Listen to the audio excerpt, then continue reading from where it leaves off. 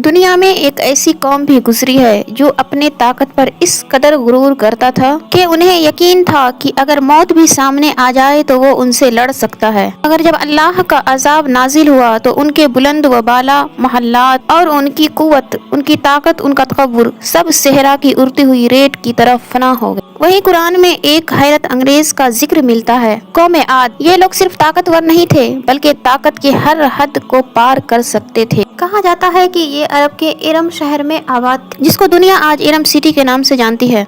इन लोगों ने पहाड़ को तोड़कर इतने अजीम व शानदार घर बनाए थे कि आज का इंजीनियर भी तसव्वुर नहीं कर सकता। इनकी जिस्मानी कद व कुव्वत, इनकी ताकत की दौलत, सब कुछ आम इंसानों से कहीं ज्यादा बढ़कर था, क्योंकि अल्लाह ने इन पर नेमतों की बारिश कर रखी थी। मगर जब नेमतें गुरूर में बदल जाए तो इंसान अपनी तबाही का सामान खुद तैयार कर लेता है, और कौम आद के साथ भी यही हुआ। और ये लोग ईमान से हटकर बुत के आगे झुकने लगे। तब अल्लाह ने इन्हें राह हिदायत दिखाने के लिए हजरत हूद अलैहिस्सलाम को भेजा, और हजरत हूद अलैहिस्सलाम ने बेहद निहायत व नरमी से समझाया कि अपने रब को पहचान लो। ये ताकत जिस पे तुम नाज करते हो ये हमेशा नहीं रहेगी। मगर जवाब में उन्हें ताना और इनकार मिला। वो कहते थे हमसे ज्यादा ताकतवर कोई है ही नहीं, हमें कौन गिरा सकता है। और फिर अल्लाह का फैसला नाजिल हुआ जो न टल सकता था और न रोका जा सकता था। तो एक हवा भेजी गई, और वो हवा आम हवा नहीं थी, वो चिख थी, चुप थी, हड्डियों तोड़ देने वाली आंधी थी। 7 रात और 8 रातें आंधी ही आंधी चली, और इनके बड़े बड़े जिस्म रुई की तरह उड़ते हुए नजर आए। पहाड़ी घर जो ये आलीशान बनाए थे वो टूट कर गिर गए, और इनका शहर मिट्टी में मिल गया। और जब आंधियां थम गई यानी रुक गई तो पूरी कौम इस तरह गायब थी जैसा लगा यहाँ कभी कोई बसा ही नहीं था, कोई बस्ती ही नहीं थी। तो आखिर अल्लाह ने दिखा ही दिया कि ताकत इंसान को नहीं बचाती बल्कि तौबा बचाती है,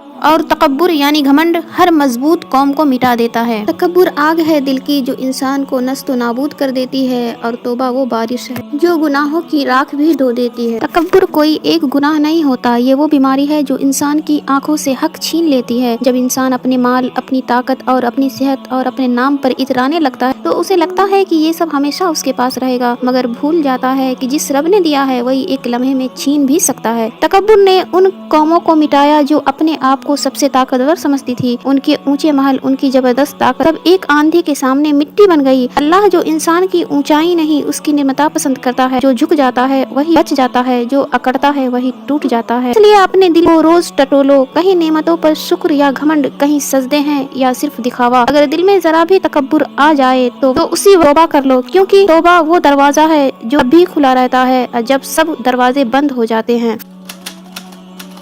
एक वक्त ऐसा था कि नबी पाक सल्लल्लाहु ताला अलैहि वसल्लम की दावत तेजी के साथ फैल रही थी, और मक्का के लोग एक एक करके इस्लाम कबूल कर रहे थे। तब अबू बिन वलीद बिन मुगीरा और उतबा जैसे बड़े सरदार इकट्ठा हुए और समझौता किया कि अब नबी पाक सल्लल्लाहु ताला अलैहि वसल्लम से समझौता का वक्त आ गया है। और उन्होंने सोचा कि वो अगर हमारे माबूदों के आगे कुछ देर सजदा कर ले, इबादत कर ले, तो हम भी उनके खुदा के सामने कुछ दिन इबादत कर लेंगे। और इसी में सब खुश थे। ये एक बेहतरीन और दरमियानी रास्ता है।